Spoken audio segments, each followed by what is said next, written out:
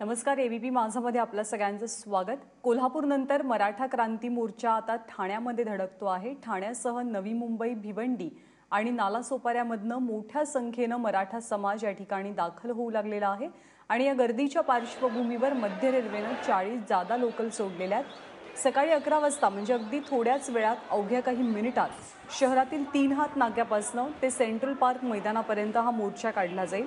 मोठ्या गर्दीची शक्यता आहे, त्यामुळे शहरातल्या वाहतूक व्यवस्थेत सुद्धा बदल करण्यात आलेला आहे. सकाळी 6 ते संध्याकाळी 6 वाजेपर्यंत ठाणे शहरात जड वाहनांना बंदी आहे. यासोबतच सुरक्षेसाठी 1,500 पोलीस कर्मचाऱ्यांचा फौजफाटा ठाण्यामध्ये तैनात केला गेला आहे.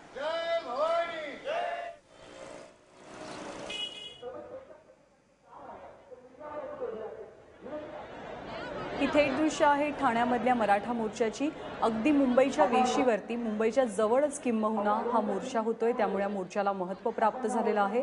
काल कोल्हापुरात मराठा मोर्चाचा आवाज घुमलेला होता आणि आज ठाण्यामध्ये मराठा मोर्चाचं आयोजन करण्यात आलंय. ठाणे शहरातल्या वेगवेगळ्या 6 ठिकाणांवरनं या मोर्चाला सुरुवात होणार आहे. जिल्हाधिकारी कार्यालयापर्यंत हा मोर्चा जाईल. सेंट्रल मैदान इथे सुद्धा हे सगळे मोर्चेकरी, आंदोलनकर्ते गोळा होणार आहेत आणि 11 वाजता म्हणजे अवघ्या काही मिनिटातच या मराठा मोर्चाला सुरुवात होते. 3 हात नाका हे मुख्य केंद्र आहे. महत्त्वाची समस्या आहे ती म्हणजे वाहतुकीची समस्या. वाहतुकीची कोंडी कुठेही होऊ नये, ना की ठाणे शहरामध्ये आणि ना की हायवेवरती. यामुळे चोख बंदोबस्त तैनात करण्यात आलेला आहे. संध्याकाळी 6 वाजेपर्यंत ठाणे शहरात जड वाहनांना बंदी घालण्यात आलेली आहे. कारण या मोर्चाचा मार्ग जर का आपण पाहिला तर हा मोर्चा जवळपास ठाण्याच्या प्रत्येक रस्त्यावरनं जाणार आहे आणि त्यामुळे वाहतूक कोंडीची शक्यता ही अधिक आहे. खबरदारीचा उपाय म्हणून स्टेशन परिसरामध्ये आधीच वाहन बंदी करण्यात आलेली आहे आणि आता अगदी थोड्याच वेळात या मोर्चाला सुरुवात होणार आहे.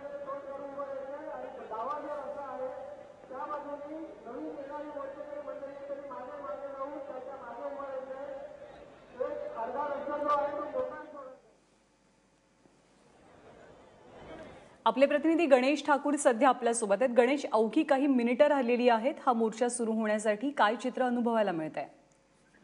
नानदा, ठाण्याच्या 3 हात नाका या परिसरामध्ये आता मराठा समाजातील लोक पूर्णतः पोहोचले आहेत आणि फक्त इथेच नव्हे तर स्टेशन परिसराला रस्ता आहे तिथपर्यंत गर्दी झालेली आहे आणि गावदेवी या परिसरामध्ये अनेक मराठा समाजातील लोक, बंधू भगिनी आणि जे युवा पिढी आहे ती तिथे उपस्थित आहे. हळूहळू हे सर्व एकमेकांना कनेक्ट करत कलेक्टर ऑफिस पर्यंत जातील.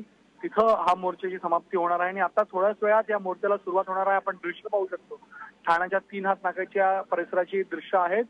खालचा पूर्ण रस्ता जो आहे या लोकांनी भरलेला आहे आणि इथं थोड्याच वेळात या मराठा क्रांती मोर्चाला सुरुवात होणार आहे. सर्वप्रथम मंचावर ज्या मुली आहेत त्या जिजाऊ वंदना करतील आणि त्यानंतर जिजाऊ वंदनानंतर ह्या मराठा क्रांती मोर्चाला सुरुवात होईल. मोठ्या संख्येत सर्व लोक इथे जमली आहेत. कोपर्डी बलात्कार प्रकरणातील जे दोषी आरोपी आहेत त्यांच्या विरुद्ध फास्ट ट्रॅक मध्ये केस करून लवकरात लवकर शिक्षा झाली पाहिजे, फाशी झाली पाहिजे या मागणीसोबतच मराठा आरक्षणाची मागणीही इथं आहे. आणि आम्ही पाहू शकतो या मराठा क्रांती मोर्चाचा नेतृत्व जे आहे या महिला, या मुली करतायत, युवा पिढी करते. पुढच्या रांगेला किंवा पुढच्या जे स्टार्ट पॉइंट आहे तिथनं या महिला इथे उपस्थित आहेत, मुली इथे उपस्थित आहेत. त्यांच्या मागे महिला आहेत आणि त्यांच्या मागे पुरुष आहे. हा पुरुषांच्या मागे जे राजकीय पक्षाचे नेते आहेत, कार्यकर्ते आहेत त्यांना तिथे स्थान देण्यात आलेलं आहे. आणि हा मुक मोर्चा आहे. कोणत्याही प्रकारची घोषणा इथे होत नाहीये. कोणत्याही प्रकारची जो एक गोंधळ असतो तो गोंधळ इथे पाहायला मिळत नाहीये. रांग लावून सगळे इथे उपस्थित आहेत.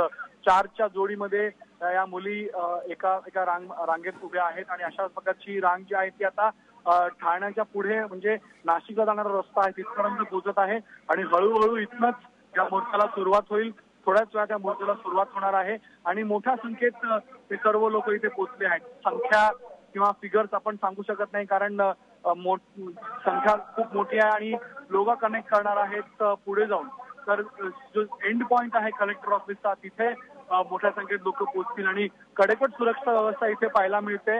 इथं ठाणे पोलिसांनी कडेकोट सुरक्षा व्यवस्था केली आहे. स्पेशल प्लॅटून्स बोलवण्यात आलेले आहेत. ट्रॅफिक पोलीस इथं ट्रॅफिक मॅनेजमेंट करते आणि फक्त ठाण्यातलीच जनता किंवा ठाण्यातलेच लोक नव्हे तर मुंबई, नवी मुंबई, भिवंडी आणि जवळपासचे जे लोक आहेत शहापूर इथूनही लोक इथं या मराठा मोर्चामध्ये सामील होण्यासाठी इथे जमले आहेत आणि आता इथं या भगिनी ज्या आहेत त्या भगिनी आता इथं जिजाऊ वंदना करून पुढे या मोर्चाला सुरुवात होईल.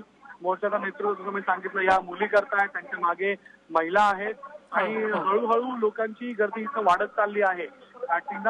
तीनाथ नाका हा परिसर जो आहे हा एक मोकळा परिसर आहे आणि जंक्शन ज्याला आपण म्हणतो जंक्शन मध्ये लोक जमली आहेत आणि हायवे कनेक्टिव्हिटीसाठी ट्रॅफिक पोलिसांनी हायवे कनेक्टिव्हिटी ब्रिजेस कनेक्टिव्हिटी आहे ओपन.